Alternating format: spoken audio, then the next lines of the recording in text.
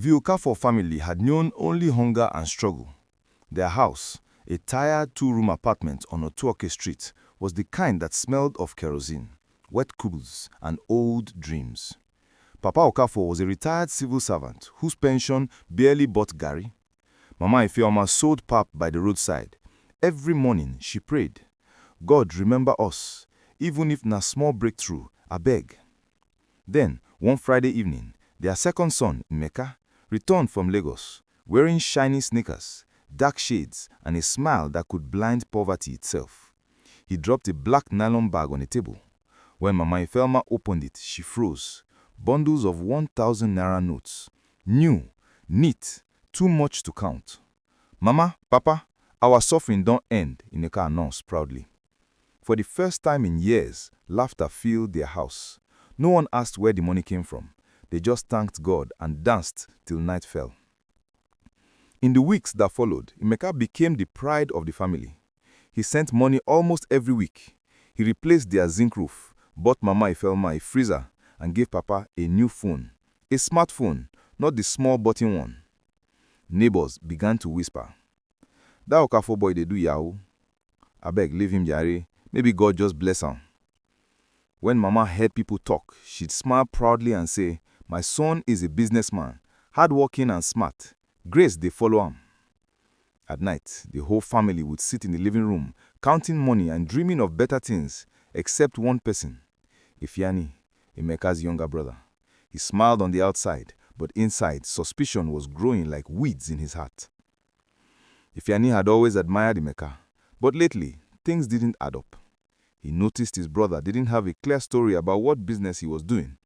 One day it was car spare parts, another time import-export. Sometimes Emeka would come home at midnight smelling of gun oil and sweat and sleep till noon. One evening, Ifeanyi entered his room quietly and froze. Emeka was sitting on the bed counting a stack of old torn 1,000 naira notes. Some had faint stains, reddish-brown, blood. "Where you dey see all this money?" Ifeanyi asked. Emeka looked up sharply. "Mind your business, Ifeanyi. Not everybody get time to sit home and dream. I dey hustle." "Hustle? How? You think say money dey fall from sky? Just face your life before hunger kill you." That night, Ifeanyi couldn't sleep. He had seen fear in his brother's eyes, and fear never lies. The next morning, Ifeanyi went straight to his parents. "Mama, Papa, I need to talk to you. I think something is wrong with Emeka." Mama Ifeoma stopped washing clothes. "Wrong? How?" "I don't know where he's getting this money. Last night, I saw..." Mama cut him off sharply. "Shut up. Don't curse your brother. You should be proud that at least one person in this family is making us proud." "But Mama, can't you see?" "Enough," Papa added. "I raised all my children to be honest. If Emeka says he's working, then he is. Maybe you are just jealous." Ifeanyi walked away quietly. That day, he realized his words had no home in their hearts. The money had blinded them all. In Lagos, Emeka lived a different life. By day, he pretended to work at a mechanic workshop. But when the sun went down, his real job began. He was part of a 5-man gang known as the Midnight Vultures. Their leader, a scar-faced man called Cobra, ruled with fear.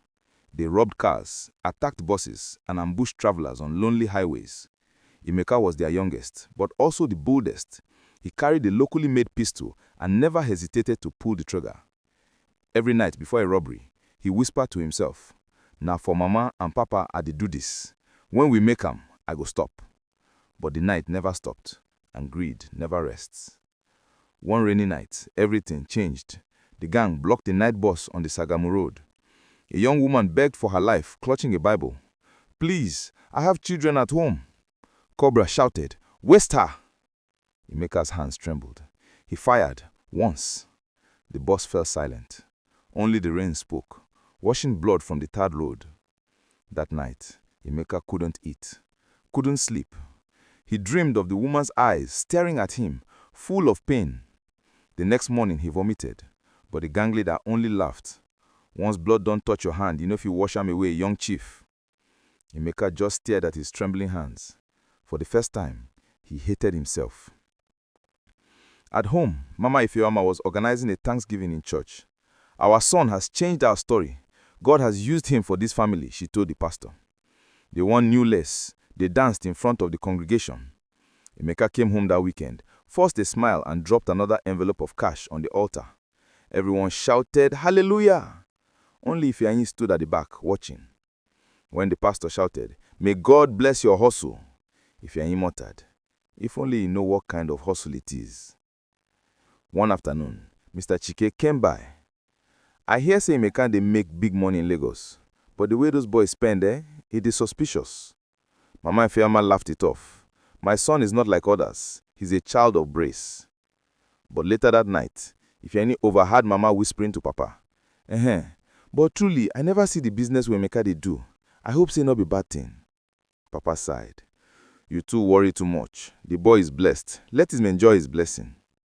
Their denial was complete until fate decided to teach them the truth. The police had been hunting the midnight vultures for months. A robbery gone wrong had left 2 officers dead. Through a paid informant, the police got their hideout location, a small warehouse near Ojota.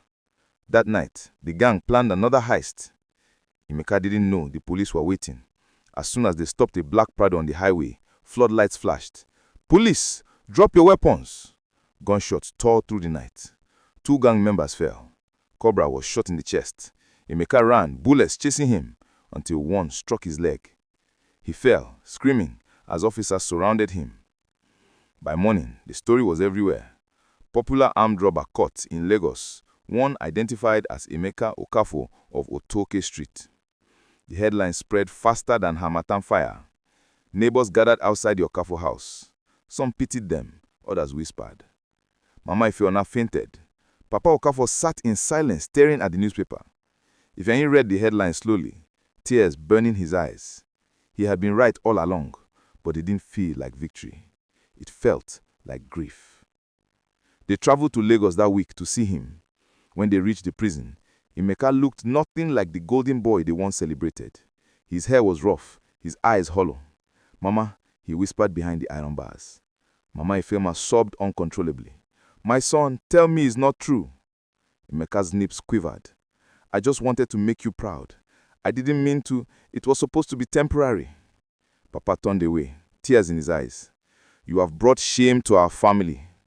Fanny stepped forward, voice low. "Brother, I warned them, but they didn't listen. Still, I forgive you." Emeka's tears fell freely. For the first time, he felt the true weight of what he had done. Back in Otoke Street, the Okafors became a shadow of their former selves. Neighbors who used to greet them with smiles now avoided them.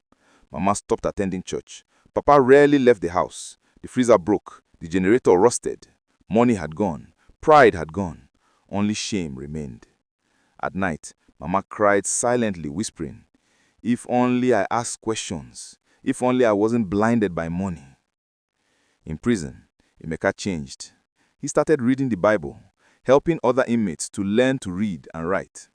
When Ifeanyi visited one day, he said, "Brother, I think God is giving you another chance. Maybe this is your real business, changing lives." Emeka smiled faintly. "I'm no longer young chief. I'm just Emeka, the fool who sold peace for wealth." And from that day, peace slowly returned to his heart. 3 years later, Emeka was released. He walked home, thinner, quieter, humbler. The street kids pointed at him. "Na that armed robber brother return home." He ignored them. At the compound gate, he knelt before his parents. "Mama, Papa, I'm sorry." Mama placed a trembling hand on his head. "We have all learned. You were wrong, but so were we for praising sin disguised as success." Tears flowed freely that night. The family was finally whole again, but scarred, forever changed. Years passed. Emeka worked as a mason, earning just enough to survive. Ifeanyi became a teacher and always told the students, "Don't admire a man just because he brings money home. Ask where it comes from." Every December, Emeka would visit the church quietly and drop 100 naira. Clean money, hard earned. And when people mocked his past, he smiled and said, "At least, now, I can sleep without blood on my hands." Moral lesson from this story. Money that destroys your peace is not a blessing, it's a curse. Parents, ask questions. Children, never use crime as a gift to your family. Wealth that blinds the soul always ends in disgrace.